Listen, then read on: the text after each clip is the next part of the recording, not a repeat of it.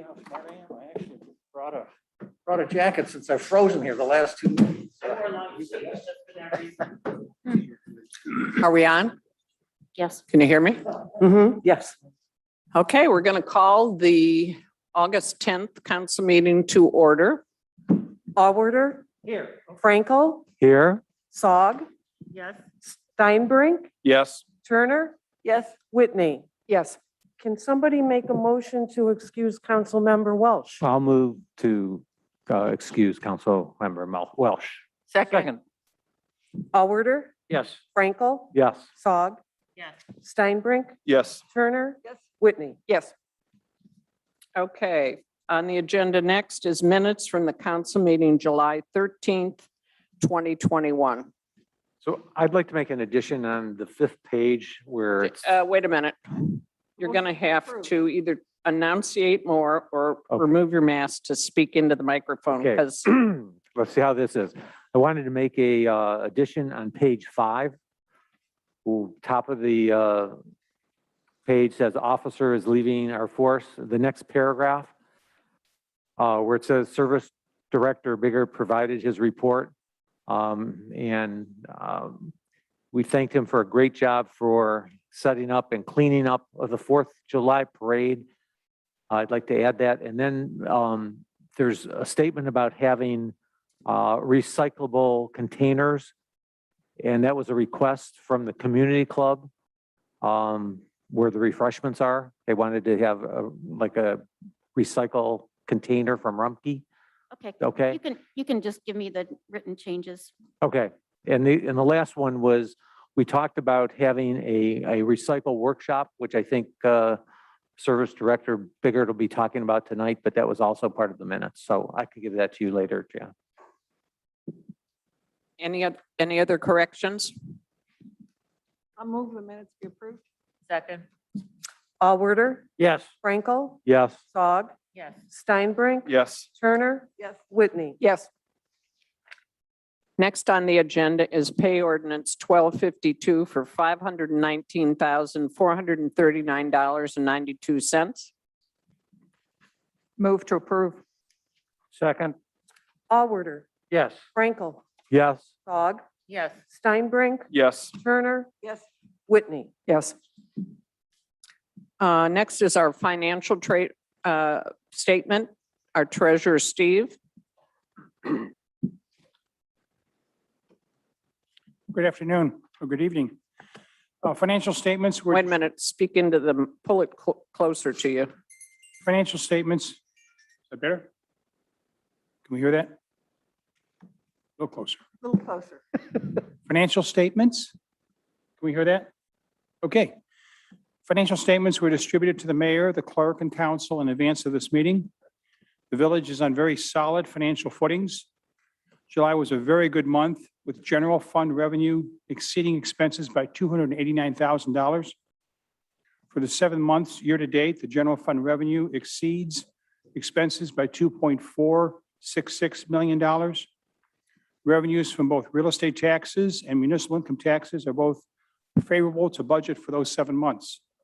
Expenses are on or near budget, and most variances are attributable to the timing of the payments. At this point of the year, and if revenues follow last year's pace, the village could complete the calendar 2021 with current year operating surplus of over $1 million, well above our planned surplus of $777,000. Again, we're 5 months away, but the trend and the current outlook is favorable. The village is on solid financial footing, and the surplus in 2021 will be available to be used in 2022.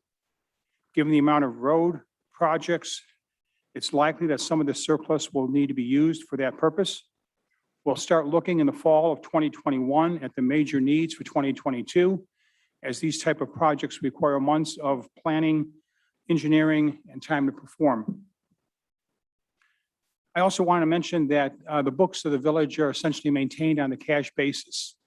That means that there could be large variances based on when cash is received and when expenses are incurred. Very typical. Month over month and year over year, it's not uncommon to have a surplus in 1 month and a shortfall in another period. The mayor and I have received a few questions about the village's financial position. I've talked to her and she's asked me to look into those. In September, I'm going to look at the calculations and the assumptions of the Long-Range Planning Committee. Over 6 months, almost 12 months in some cases, have passed since the extensive work of that committee and its various thorough subcommittees. I think it'd be smart to reassess the assumptions in those calculations for information that we now have in hand. We'll do this financial work with, or in combination with the Budget and Finance Committee. And I'd expect to be able to report back to council and the mayor at the end of September with my observations. If there are any specific questions on the financial statements, I'm happy to try to answer those now or take those as to-dos and get back to you after the meeting. One late footnote, we did receive the first of our half installment from the federal government on the COVID-19 funds that was recorded and received in the month of July. The second half of that will be next year at the same time. It was for less than was initially thought. Maybe not a surprise as those amounts get adjusted by other parties. Do you have the numbers, Steve? How much you got? Yes. And thank you for putting me to the test on that. I apologize. Nancy, no, I could probably guess at it, but I don't want to do that. Rounding up, it was 110. 116,000, 116? I was going to say 111. 170, yeah. Oh, there it is, yeah. It's on page 5. 116,000. And we should get a similar amount again next year in the summertime. Thank you, Steve. Thank you. Great. Oh, I see. That's the ARP fund. Now, what was wasn't there a number tossed around that was in the $400,000 range? Yes, Nancy, but the government forgot townships. They forgot townships. They had cities and villages, but they forgot townships. So it all had to be recalculated. Oh, Thus, the number came down. thank you. That's very helpful because I was kind of puzzled by the 116. So that's why I asked. Great. Thank you. You're welcome. Thank you, Mayor. Thank you. Next is mayor's report. Well, we had a great band concert. It was very well received. We even got some ideas for next year. The nature camp finished and we got very good reports. It all ended very well and a lot of good feedback. Our September our art show, as you can see, is about to get underway. And so our September meeting will be in the middle of the art show. We'd like to move it to the 21st so that we can actually be in here, because if we're downstairs, we won't have microphones or anything else. So my hope is to move it till September 21st. Works for me. I'll be out of town then, but I was going to be out of town on the 14th or whatever. so I'll trade you myself for Chip then. Does that work for everybody else? Ann? My only Craig? interference is if Jenna, my daughter is expecting a baby on the 23rd. So Mhm. those things are a little bit irrational. So Okay, we'll see. Craig, 21st is fine. Sandra? Beth? Yes, fine.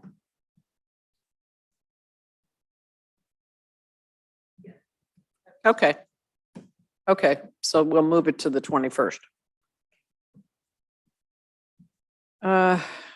Next is the appointment of Jeannie Voinovich to Planning and Zoning for term ending 12/31/23.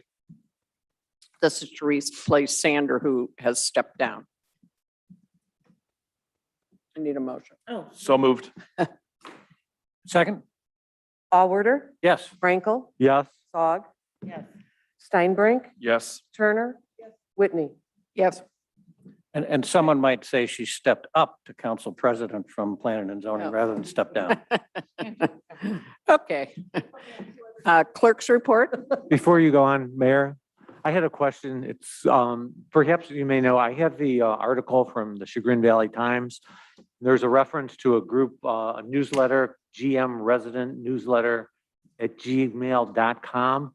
And I was wondering if you or anyone knew how, about the newsletter and how we could receive it. I thought as council members that knowing what's going on in the village is very helpful. So if anyone knows how we can become a member of that, I'd appreciate knowing.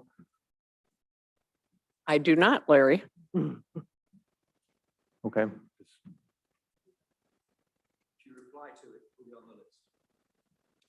Thank you. Perfect. But we Appreciate don't that. Have it, so Well, it's don't- called Can't G. reply it's- to it if you just don't have it. if we send an email, that's good enough? To the email? Thank you. Are any of the people in the audience tonight part of that concerned citizens group?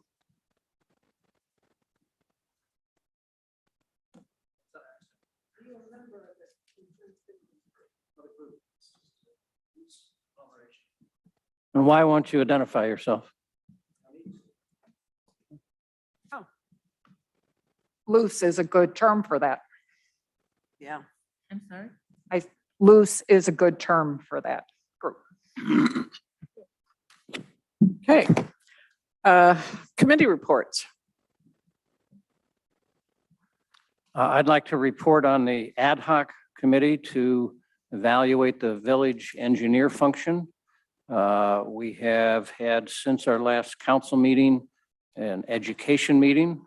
Chris Courtney presented a lot of material to the committee, and then we met and talked about our understanding of the village engineer function. And then subsequently, we've met with 3 engineering firms, Chris Courtney's firm, the village engineering firm GPD that serves Hunting Valley, and Hovansik, Stephen Hovansik and Associates that serves or as a village engineer for Mayfield Village. Had excellent presentations from all 3, had lots of questions. We are now have asked for some information, some more information. We're going to digest that, meet again, and then make a recommendation to the mayor. So hopefully we'll report on that by hopefully the next council meeting, but depends on when we get some of this information back. Do you have a date yet for that meeting? No, we do not yet. So I'm waiting to get the information and digest it. So, and Larry's part of that ad hoc committee. So why you're particularly interested in when the next meeting would be. So Exactly. Any other reports? Sandra? I'd just like to report that the department heads, the mayor and I conducted a new council member orientation for Craig Steinbrink the other day. And I really appreciate everybody's participation in that. It was a pilot test, and we'll be putting it together in a little bit more detail. But I think hopefully it was a good experience, Craig. Yes, absolutely. Good. Thanks again for organizing. Thank you. Great idea.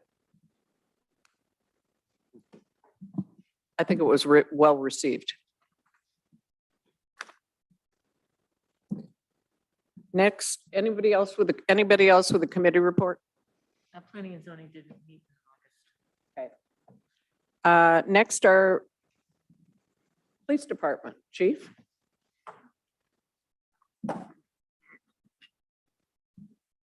Thank you, Mayor, members of council. Good evening, everybody.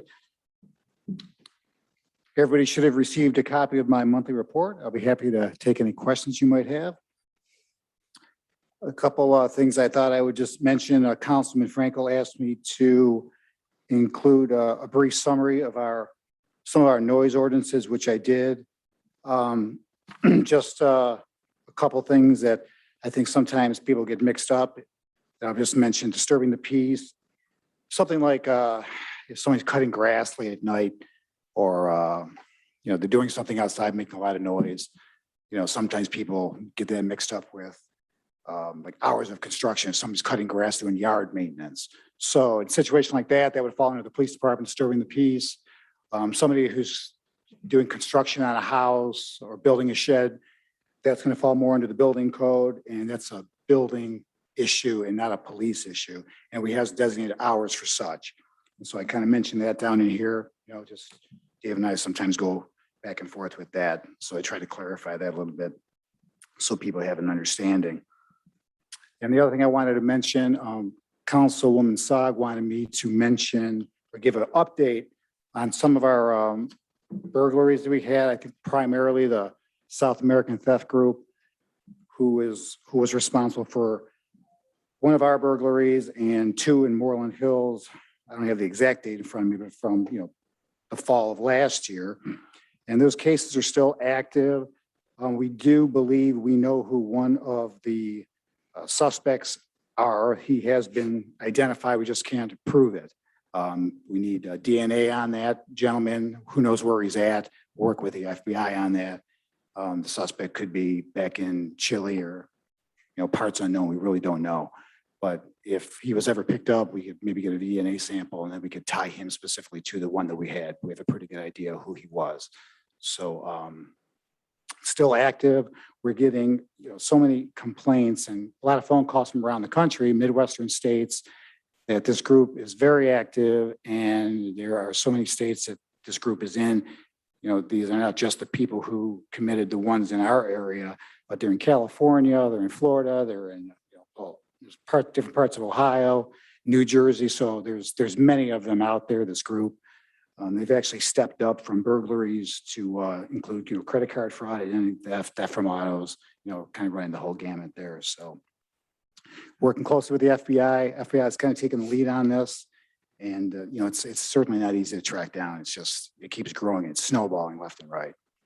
That's the kind of thing, Chief, that we should be giving more information to our villagers about. I mean, I know it's just the same diligence of Talk keeping into your the doors microphone. locked and your security system. Oh, I'm sorry. Your security system on and those kinds of things. So But I think not all villagers are on our alert system. I know many are not.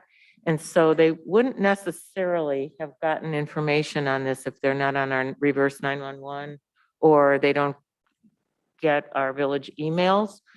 Have we put something on the website about this? And is there another way we should communicate with villagers that, not that we expect them back, because apparently the MO is that they come and go and they go to another town, but it seems like a little bit concerning, that's all.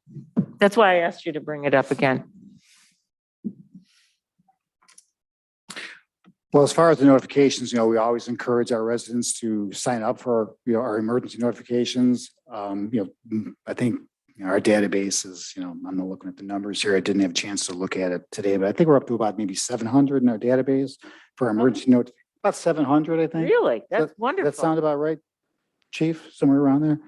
Yeah, about 700, I'd say. And that's usually Fire Chief Robinson or I, or sometimes Dave will put those out for emergency notifications. The Gates Most Connect is a little bit different. That's more of a, softer database where, village-wide events, things of that nature. I did send one out last Friday, I believe. So if people did not receive that, that's a pretty good indication that you're on the list. So you may want to, phone in and make sure you're added to the list. That was about an incident we had on Gates Mills Boulevard. So usually you can sign up, text, emails, however, the resident will want to go ahead and receive those notifications. And if you have any problems with that, or you're not receiving them, you need assistance, call the town hall. All the information is also online, but some people choose to call the town hall. They need assistance with that. We'll be happy to do that for you. Chief, two things. One of the things that I think we should encourage people with alarm systems, not only to use them, but also to find out how they're communicating with the monitoring company, whether it's Wi-Fi or cellular or both. So I think people can upgrade, and I think that's one thing people should look at. The other thing I wanted to talk about is the muffler noise, because as you know, I keep getting complaints from people in my area about loud noises and startup of trucks and motorcycles specifically. And I'm wondering if there's been any training of our officers on identifying different types of mufflers that some motorcycles can use to increase their volume. So Not specific training. I mean, I think the obvious ones are, the officers are obviously familiar with the motor vehicles. You get them behind a standard car, you can see the tailpipes falling off the car or things like that. I mean, everybody's very familiar with those. We see those. Specific training as far as motorcycles goes, we don't have much training in that at all. Quite honestly, we don't exactly know what to look for as far as, modifying or customizing, motorcycles. I know noise in general is an issue around the village, but I also look at it like, we get, there's noise from UPS trucks, semis driving across River Road. I mean, there's noise all along River Road, and it's not just the motorcycles, of course, but, we do the best we can with it. We certainly try to enforce the ones that we feel good about and officers feel comfortable issuing citations for. But I think it also becomes a little bit of a challenge when something like that gets contested in court because we don't have any empirical evidence. I think if we were to go ahead and, cite somebody for modifying a motorcycle, let's just say, I'm not sure what the evidence would be like in a court of law. We have to take photos of that vehicle on a traffic stop, things like that. So, I know the court doesn't hear very many of those cases. I'm not exactly sure, what Judge Coletta, how he views that, if they should appear in court. I really don't know. But, I also look at it like, and I understand the people and the quality of life issue and all that. Fortunately, it's kind of a seasonal thing more than anything with regards to the motorcycles. So I feel better about that. Certainly if it was happening on, side streets and whatnot, then, I'd be a little bit more concerned about that. I think across River Road, people forget that it's a 40-mile-per-hour state route zone. So it's a little bit different than a residential side street. So I think that comes into play as well. But it's challenging. And not only for us, all the valley communities along River Road. So I think that might be something for our law director to look into to see if our ordinances are up to date. I'm reading that some motorcycles will have something called a straight pipe, which is easily identified and increases the noise. So I'm wondering if that's something we should have our law director look at and see if our current noise policies are up to date and accurate enough. Okay, fair enough. We could do that. One other, are we done? I'm done. Okay. I one other question, Chief, and that is, Microphone. so sorry, I apologize. So on our total offenses have doubled since last year, and last year isn't a good comparison, from the 241 to 503. Are we back to normal in terms of? Are you talking about in terms of traffic enforcement, or just overall calls? Because I'm not looking. I'm looking at the traffic. Just the traffic. So it looks like we're pretty much double from last year, but last year we weren't ticketing people. So I guess I'm getting at two things. One is whether we're back to like a normal schedule of how our officers are approaching cars. And number two, how we're doing on our collection from our long range plan regarding our fines that are coming in. Yeah, so that, they've gone up. I just want to go back to figuring out if we're more on track than we were last year, because last year was unusual and we're only having 1 year comparison. Right. Yeah. Last year's not a good comparison just because, like you said, the COVID and everything kind of shut down. Less people were driving, going to work and whatnot. Right. So I would say, without looking at the data in front of me, I would say that's probably where we should be at. That's normal. I would just commenting on that too. Our biggest traffic. Microphone. Oh, sorry. Also, our biggest traffic areas like Chagrin and Mayfield, and since that's been under construction, I would think there wouldn't be too many speeding tickets recently because of that. Yeah, I mean, That would account for a couple of months. correct. You're correct on that. There's not a whole lot you can do, and you sit out there and you act as a deterrent, but it's not too many people moving through the too high of a rate of speed. Mayfield Road's challenging for us because it's very, very, very difficult for a police officer to run radar during, say, rush hour traffic down there. I think as we all know, there's no pull-offs on Mayfield. It could be very unsafe for an officer. The high volume of traffic going through there. You stop a car, there's no pull-offs. You can't turn around on 322. All the cut-throughs are basically gone. So, it can be challenging. As I think everybody knows, we've had 2 cruisers wiped out in the past 4 years out there, and we've had an officer seriously injured out there. One time she got hit by a bus, or actually a garbage truck, I should say. Yeah. Then, the last time was, she was rear-ended by a vehicle. So there's some challenges out there for sure. Thank you. And so you're up to date on the fines we're receiving directly? Is that back on the Nancy, the track? microphone. Oh, I hate this. I'm so sorry. We had in our long-range plan, for those of you who haven't been involved, we started getting our fines directly instead of coming through Lyndhurst Court as part of our revenue raising efforts. And it's a mayor's court, but only in fines. So I was just kind of curious if we were back on track to our projections, if we're going to have 500 offenses, so many of them come directly to the village and get paid to us directly instead of to Lyndhurst Court, and that gives us a little higher revenue.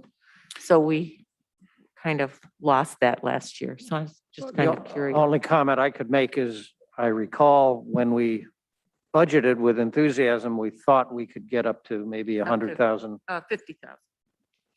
We thought we could get to 50? Oh, because we're already at 50 for this That's year. not the same thing as getting the money directly. That just tells us how Well, much. 50 incremental. Correct. Yes, right, which I think would have, compared to what we used to get, would have gotten us close to 100, and we're at 50 this year so far. But you're right, it's worth tracking to see if we're doing better. You also were measuring the percent of citations that went to court versus got paid. That would be helpful if you could update that. We're running about 2/3, I'd say, on average. It varies, there's a lot of variables with that. I think we've talked about that before. Certain violations require a mandatory court appearance. Right. If they want to contest a citation, they have to go down to court for that. If you have too many moving violations in 1 year, it's a mandatory court appearance. So those things are out of our control. We give them the information, we give them their options, and once we break communication off with them at a vehicle after a citation's been issued, it's up to them.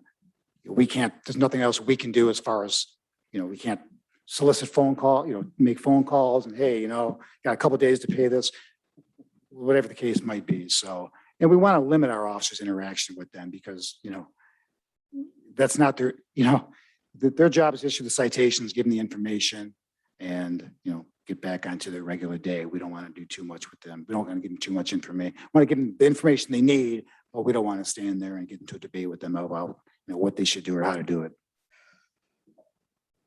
Got it. Thanks so much. Thank you. Thanks so much. Next is Service Department. Dave? Thank you, Mayor, members of council. You should have received a copy of my monthly report. It's pretty typical for the month. Happy to answer any questions you may have. Dave, do you want to make a comment about the salt contract? Oh, well, yeah, that was going to really be next month because I received it this month, but yeah, we can. So we purchased our salt through the state purchasing program, and back in March, we approved the request from the state to bid it, for the state to bid it.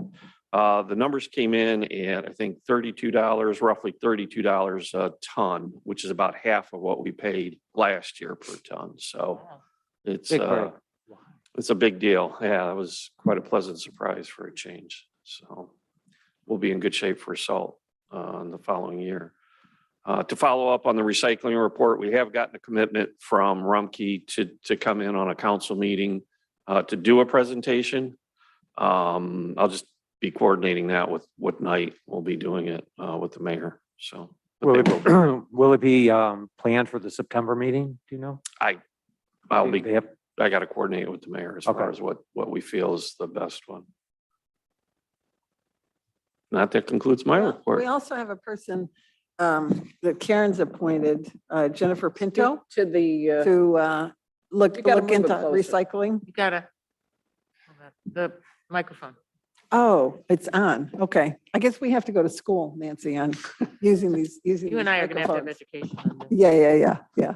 I didn't have these when I was in college, and I haven't been on TV very much, so I'm not used to this. But anyway, Jennifer Pinto and Dave Biggert and I are going to get together to talk about recycling, with the Soil and Water District for Cuyahoga County and Rumpke. to see what kind of Solid programs waste, we can start. What? solid waste district, not Solid waste. soil and not, yeah. Service, so to kind of dig into it a little Mhm. deeper. Yep. Dig into the Yeah. recycling a little deeper. So why don't we I- wait and see when she'd like to put that on then with, Can do that. Yeah, we're gonna Okay. get Sure. together this. coordinate it with her? Absolutely. I'd Great. actually also like us to look at in it, talking about the soil and water conservation and our numbers and how terrible we look. Yeah. Due to no fault of our own, since we don't recycle leaves and pick up debris. But I was wondering if we could consider thinking about not maybe leaves, but maybe debris where people leave branches at the front and the service department picks them up sometimes. I don't know. I will just mention that was attempted a few years ago. I think it was actually prior to me being here, and it was actually That was related to More a than a few years ago. to a storm. The problem was, we had so much volume, we actually had to hire an entirely different crew, more equipment. There was just mounds for a whole summer. I mean, when you're looking at clearing 5 acres of branches, that's gonna be a challenging task.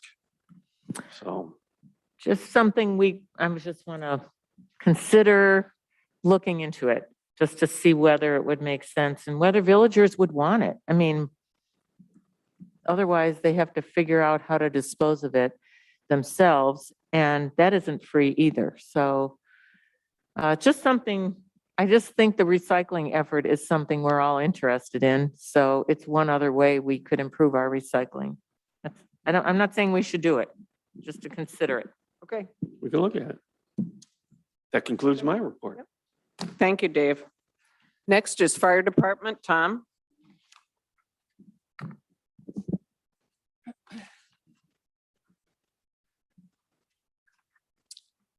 Thank you, Mayor and members of council. You should have received a copy of the fire department report, and I would be happy to answer any questions you might have. I'd like to comment that nobody burned any food inside, so we now had to rely on somebody cooking outside to set off their alarm inside their house, which is, but it's good to have at least one cooking-related incident on your report, so. It is. Now, there are times where people call us off before we get there. So they might have burned food, their detectors went off, so there's still, Oh, possibility oh, I have that. the numbers are higher, but You're referring to 4 months ago when I called you? I alarm wasn't company, I couldn't specifically remember the referring code. to your house, but Remember the code? I couldn't remember the code and they wouldn't believe me, so they had to dial it in. So I quickly hung up and called the fire chief and said, don't send anybody. I just don't remember my code. So, because I burned some food. So one other thing I'd say, when we're looking at long-range planning, Tom and I, we discussed this, but I think we should also look into, are we being successful in reimbursements of the ambulance service? And get some statistics, because I know we had talked about additional billing for ambulance runs, and I'd like to get some statistics, and maybe Steve, that'd be something to look at as well, because we did change to a different type of, I think, a new billing service, and also being a little bit more proactive on billing for ambulances, and to add additional income. So I think we should take a look at that. and that is something that I review and Janet reviews. The billing company is still the same. There was no change in the billing company, but the parameters, we tried to get adjustments on there to increase our revenues. And I think we also increased the fees, didn't we, for what we were going to bill for? Those were the changes that were made. Okay. If there are no other questions, that concludes the fire department report. Thank you, Chief. Okay, next is Resolution 2021-28. Chip? Yes, this is a resolution authorizing the mayor and village clerk to enter into an agreement with CT Consultants, Inc. for professional planning services for development of a village comprehensive plan. And I would move to suspend the rules because we would like to move this forward tonight. I second. Allward, Yes.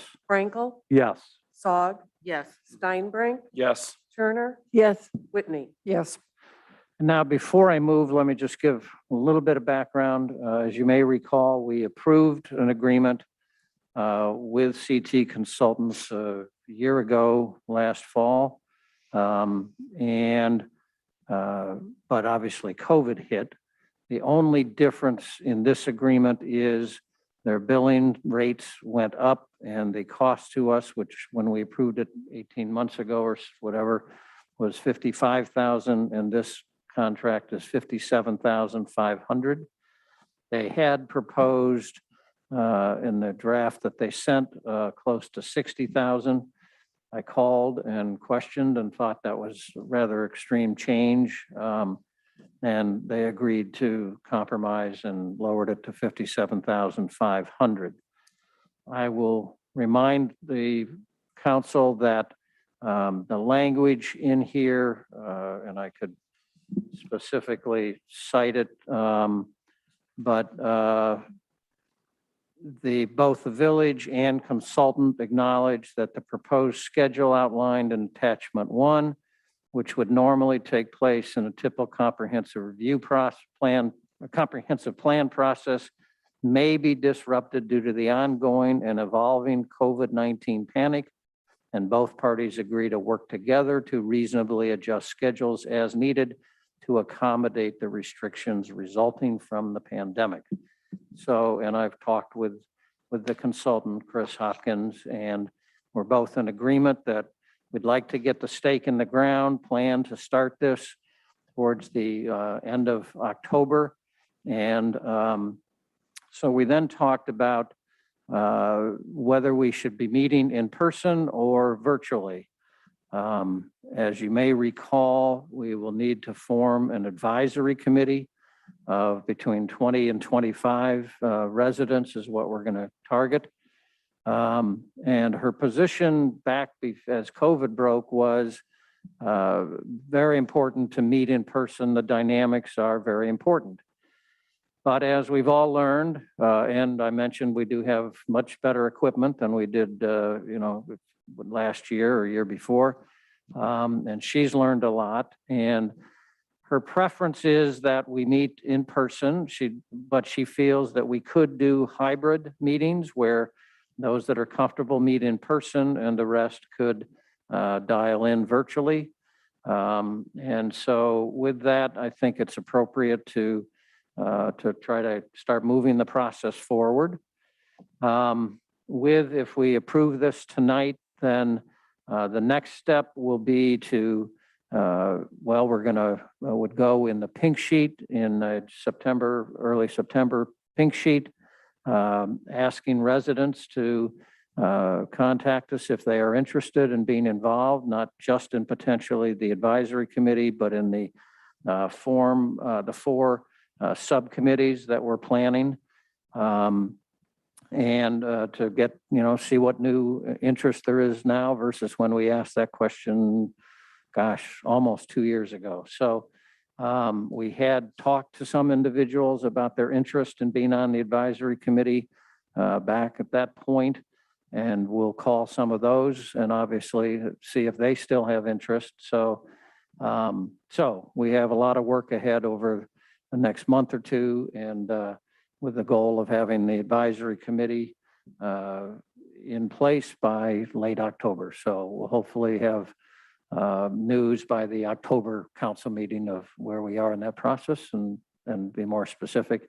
And we'll lay out a much more specific time frame for when we have our first meeting introducing the whole thing, and then a rough timetable at that point. So any questions before yes?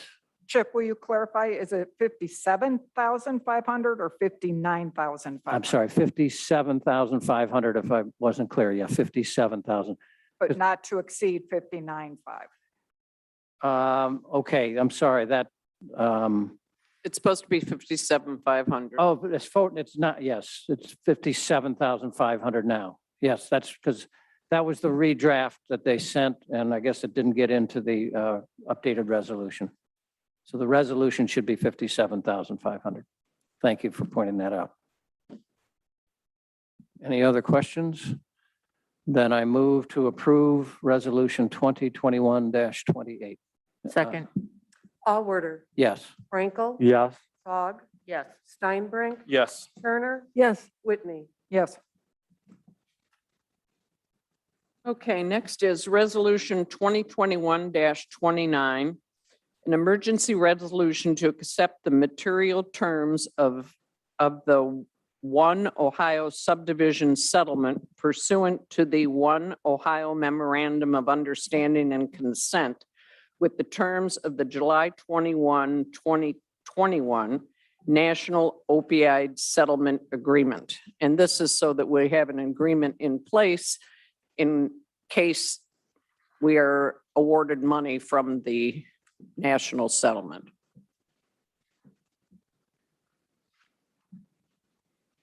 Do we need to suspend? So this? moved. We need a motion to suspend. Motion to suspend. Second. Allworder, Yes. Frankel, Yes. Fogg, Yes. Steinbrink, Yes. Turner, Yes. Whitney. Yes. And a motion to approve?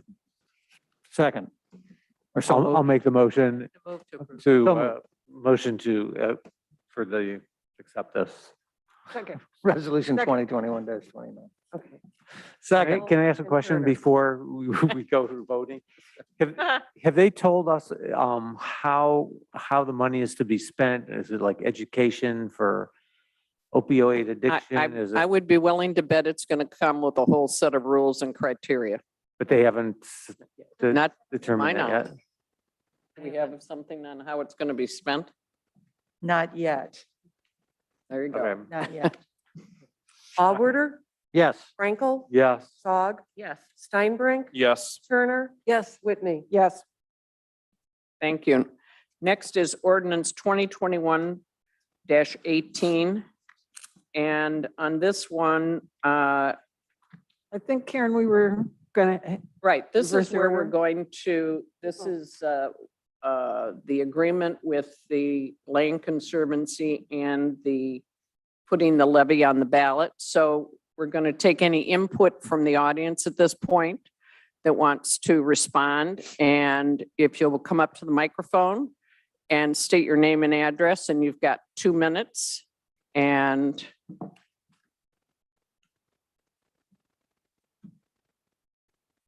state your name and address. Celeste McClung, 780 Chagrin River Road. I just wanted to know if the last time we were here, you had mentioned that you were going to do a town hall to discuss the details. And we haven't seen anything in the website, in the pink sheet. There's nothing posted. So are you still going to honor that you're going to have a town hall? I believe that the Land Conservancy will be holding a town hall meeting on it. Yes. Can I ask someone from Land Conservancy as to when they plan to do that? Sandra? I know the date. The date is Wednesday, September 8th, from 6 to 7:30 in the community house basement. And is that going to be posted somewhere for everyone to see? Yeah, the appointment or the reservation was just made today. Okay, great. I'm sure it'll come out in the September pink sheet. The July and August was a 2-month pink sheet. So we haven't had that, but it'll come out in September, I'm sure. And I would imagine it'll be on the website on calendar, won't it? So, But it's September 8th. 6 to 7:30 in the community house, lower level. Sounds Alright. better than basement. and will that be posted on the website calendar? Yes. Right, Janet? We can post it on the website We'll post it. calendar. Thank you. I'll make sure. Okay, thank you. Is anybody else have any questions or comments? My name is David Atlin. I live on Chagrin River Road. Do you want to speak into the microphone, please? Sorry, I will take 2 minutes and maybe I could borrow 2 minutes from somebody else. First, a quick timeline as my recollection of various things that have happened over the last couple of years as it relates to the relationship between the village and the Land Conservancy. On July the 9th, 2019, there was a council meeting at which the Land Conservancy, Rob Galloway, said that the Conservancy would very much like to have one more 5-year levy to conduct their business. There were no questions in that presentation, and that was the way it was left. There was no report to council in 2020, not sure why, maybe COVID related. The next thing that I heard about the relationship between the Land Conservancy and the village was at the September 22nd GMLC annual members meeting, in which I participated by telephone. And I asked a question about the 2021 levy renewal, about what the plans were. And I was told, don't worry about it. So I didn't. May 27th was the next thing that we heard at the special council meeting that was held on May 27th about the fact that maybe the Land Conservancy was changing its forward-looking emphasis and that maybe the funding from the village was going to be very, very different. There was discussion of this change in strategy. Nothing was agreed. It was just a discussion. Various people spoke, ranging from those who supported very strongly continuation of the levy in its existing form and the sharing in its existing form, and others who thought the Land Conservancy had served its purpose, and as Rob Galloway said the other day, could be flushed down the toilet. It's clear to me that any discussion of this matter started in January of this year. But between January and end of May, beginning of July, not a word was spoken at council about this adjustment of the relationship between the village and the Land Conservancy. Clearly, discussions were going on. Nothing was reported in the committee reports or the Land Conservancy report that Sandra sometimes does. And to me, that was being all conducted in total secrecy away from the sight of the villagers. Conversations were going on, apparently, between 2 board members of the Land Conservancy and 2 members of council, one of whom is actually a member of the board of the Land Conservancy, appointed by the mayor. And clearly, a discussion was held which included options like no renewal of the levy whatsoever, on one hand, and on the other hand, a structural change where the levy would stay in place, possibly, if voted, but the village would then have discretion over money that was sent across to the Land Conservancy on a case-by-case, month-by-month basis. On July the 13th, out of the blue, for you as well, not just for us as villagers, an agreement was presented, an agreement that had been approved by the Land Conservancy board, had not been discussed at council at all, and so the first reading happened on July the 13th with villagers having no knowledge whatsoever of what was in that agreement. August 10th today is the second reading of that resolution, of 3, we hope. So my question really is to this point, why there was no report, there was nothing on either website of the village or the Conservancy. There was no mention of the levy renewal in the pink sheet whatsoever. And there was no communication from the GMLC, the Land Conservancy, to its members. I'm a member of the GMLC. I knew nothing about this. So I've got a statement to make, not a question to ask. You have left villagers who in the last 2 renewals voted 2-1 in favor of the levy, with the knowledge that 95% of the proceeds will be passed through to the Land Conservancy. And these people, the villagers, lots I've spoken to, are very, very dissatisfied with the process that's been undertaken by the village and the Land Conservancy over the past 7 months. And you've really left us with no option in terms of expressing our opinions to you, other than to vote against the levy. And as I said at the last council meeting, I think the prospect of that is very serious and highly likely. Thank you. Anybody else want to speak?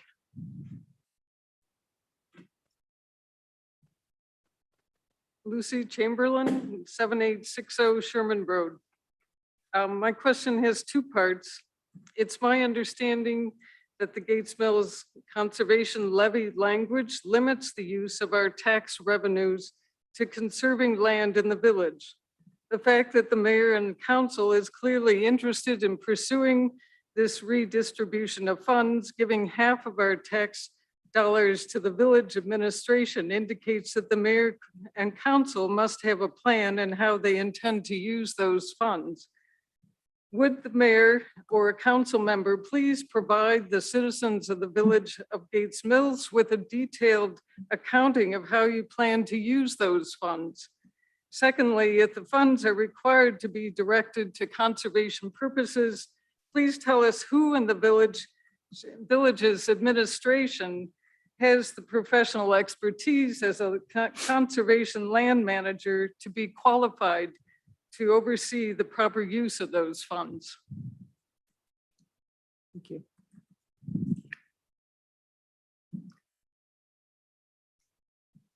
Hi, I'm Chris Riley. I live on County Line Road. I have a conservancy easement on my property, so I'm very familiar with the land conservancy.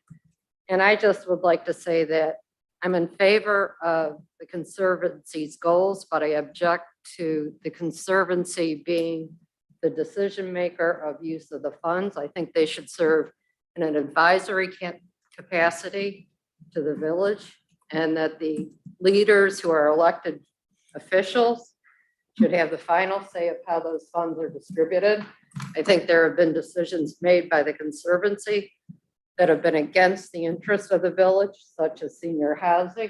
My parents had to leave due to conservancy easements. And I think getting this out in the open would be of benefit to everybody.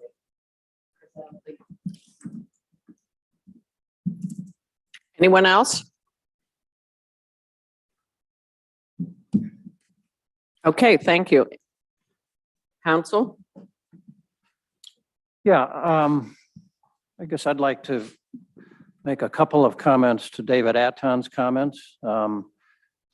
As with a lot of the communications that I've been reading from the concerned citizens, there again seem to be some factual errors, as I think there were in some of David's comments. The May 27th meeting, first of all, it was mentioned in the May council meeting that we wanted to hear from the Land Conservancy. We had a special meeting that was public in this room. It was a very lengthy meeting. They were very clear that they've succeeded in a very high percentage, or they've exceeded a lot of their original goals. They didn't see as much need for property to conserve as when they started 30 years ago. That they were concerned about having sufficient funds. The number they presented at that point was $700,000 to be able to enter into or support a stewardship role. We heard Rob in a subsequent meeting elaborate that stewardship isn't really quite the appropriate word, but that's the best word I can say. And so their need was to transition over this next cycle to be in position, if that was how things stood at that time, to have a sufficient endowment so that they could continue to exist, still be available to provide conservation easements, but may not be in the same role of buying properties. And so the goal was 700,000, but with some still need for some opportunity to purchase properties. I don't recall some of the specific comments. I know I made some comments about the dilemmas, contrary to some of the people in this audience who seem to think that the entire community is in favor of continuing this. I don't think you're hearing to some of the same people that I hear from. There is a very strong growing opposition that we have conserved enough property and we can't keep taking the properties off the payroll. I think there was a very strong likelihood that if it went forward, that it wouldn't pass. And we were going to be left with the dilemma, as I explained in that meeting, a dilemma of either the Land Conservancy getting all 1 million when they just presented that they didn't feel that they needed that. And I'll comment about need versus want in just a second. And we ran the alternative of getting zero funds, and then they wouldn't have sufficient money to be in position to have a good endowment. I would like to comment about need versus want. So one of my grandsons, whenever he shows up in the house, he wants an ice cream cone. As a grandparent, of course, my role is to spoil my grandchildren, so I'm happy to give it to them. But his parents aren't quite so enthusiastic because they focus on their needs more than their wants. And the Land Conservancy stood up and said, these are our needs. Now they'd want 2 million, 3 million, 4 million if they could, because that gives them quite a nest egg if and when they could ever use it. But they stated what their needs are. Now, what you seem to have glossed over in the June council meeting, we presented a term sheet of potential terms. That's normally how you enter into negotiating an agreement. It was crystal clear in that meeting that we were working towards some sort of solution to split the funds. And to say that it was a shocking surprise in July is a total mischaracterization of the June meeting, which you happened to attend in person. So that's just a plain false statement. Now, we had a term sheet. We then worked out the details and presented the operating agreement in the last meeting, and now we're going for approval tonight. So this has been very public, starting from May. We're now into August, and we've had plenty of discussion on this topic. So I think I'll leave it at that. So first is you're going to, I'd like to respond to some of the comments that Lucy made. And I think Ann Whitney so eloquently stated this at our last meeting, which is that there's a lot of conservation needs for both the village and the Land Conservancy. And probably if we had a wish list, we'd have more money. We'd ask for more money to get all of these things done. I see this agreement and the levy and the new arrangement really in a positive light, that this is bringing actually the Land Conservancy and the village working more closely together than perhaps we have in a while. You mentioned, David, that there wasn't a presentation, a report in 2020. And I said, you mentioned that there wasn't a report from the Land Conservancy in 2020. And that certainly, I'm sure COVID had something to do with that, but it was also perhaps an oversight, which showed that, you know, there was room for a discussion and more close collaboration. The village has some assets that the Land Conservancy doesn't have. We have engineering expertise. We have, village staff. We have expertise and experience in dealing with contracts and contractors. You know, the properties need to be managed. Any of our residents, know that we've had problems with water runoff, with erosion. Trees are falling. There's diseases now that are affecting our trees. The canopy is affected. The Land Conservancy has the expertise with regard to conservation and preservation of properties, the legal responsibilities to do so in perpetuity. But they don't get out there. We try to go up and pull weeds, pull invasives out of Sherman Road, but that's not really our expertise. So the village can lend a hand here to do those things. And the monies that would come to the village for those expenditures are very much prescribed by the levy. And they would either be spent because of a budgeted item or come up as a ordinance or a resolution, again, with the engineer's input at one of our council meetings. In the past, the monies that we have had, the 5%, have been spent very frugally for, membership in Chagrin River Watershed Partners, some tree planting, and some other assessments from the Land Conservancy. So nobody is intending to run out and spend this money on any frivolous items. There's plenty of conservation needs. So I'm really looking forward to, again, greater collaboration in the future. And no matter what comes out of the concerned citizens groups or anyone else, I'm strenuously working to see that this gets passed. And it's really 100% of levy money for the village, as far as I'm concerned. All the money goes into a conservancy fund. It doesn't go into the general fund. So it's easily tracked.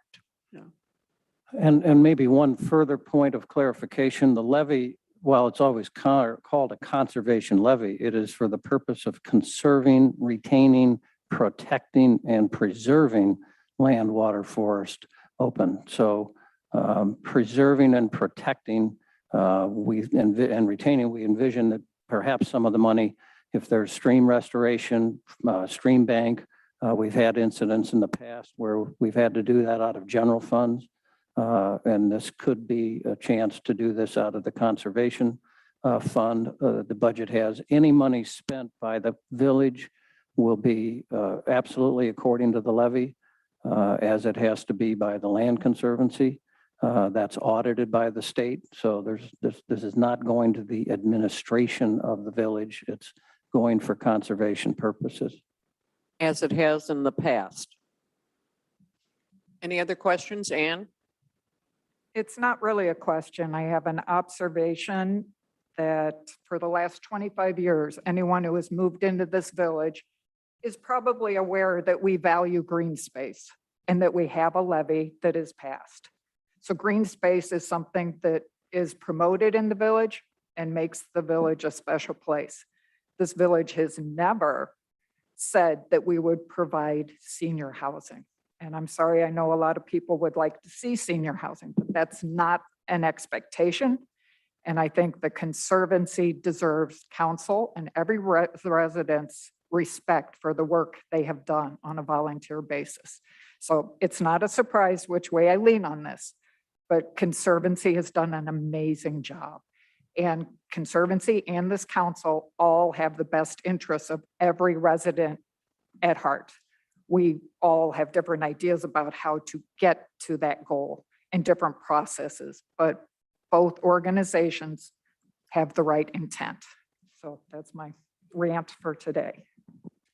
Anyone else?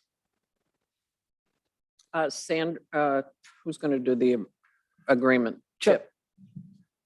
All right. I'd like to move to approve resolution number 2021-27, a resolution authorizing the mayor and the clerk to enter into an agreement with the Gates Mills Land Conservancy. Suspend the rules. Oh, I'm sorry. I'd like to suspend the rules first for the resolution authorizing the mayor and the clerk to enter into an agreement with the Gates Mills Land Conservancy to provide funds to the Conservancy from the 1 mil Charter Land Conservancy Conservation Fund. Allward, Yes. Frankel, Yes. Sog, Yes. Steinbrink, Yes. Turner, Yes. Whitney. Yes, And now I'd like to move to approve resolution number 2021-27.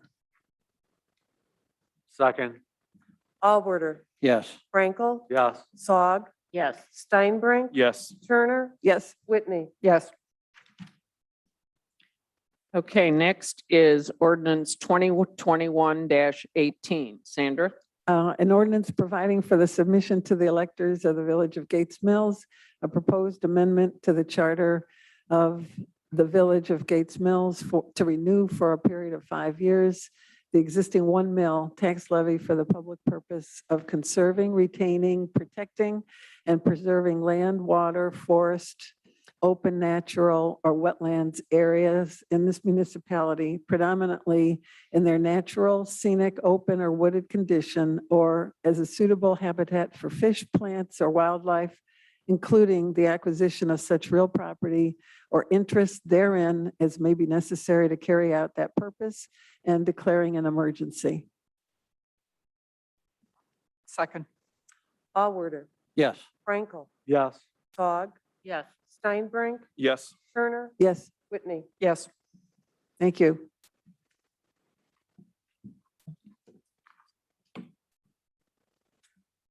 Okay. Next is resolution 20-21-27. Chip? Oh, did no, that. no, We just no, did we that. just did that one. Sorry. I think we're business. I to the think we're audience. done. Business from the audience. Any other comments or thoughts? Why suspend the rules at a second reading of the new agreement? We have plenty of time to have a third reading. We weren't going to approve the agreement, put the levy on the ballot without knowing that we approved the agreement with the Land Conservancy. They had to be done simultaneously. It doesn't go onto the ballot until September the 3rd. We're ready to move forward. Any other questions, comments?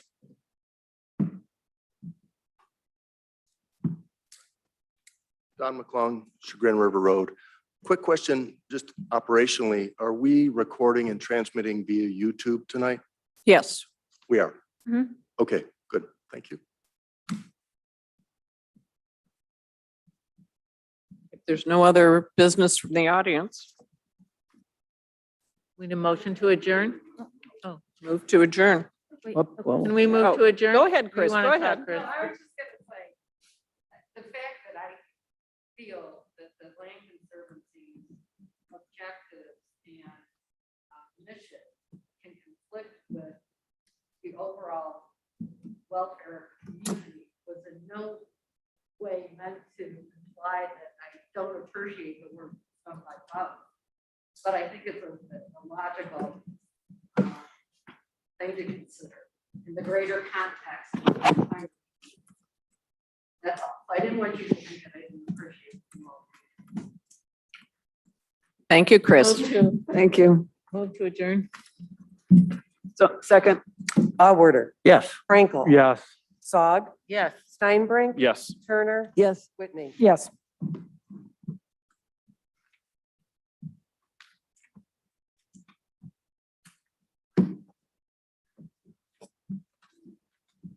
That's pretty quiet. I Thank did you, Lisa. something. Yes, and I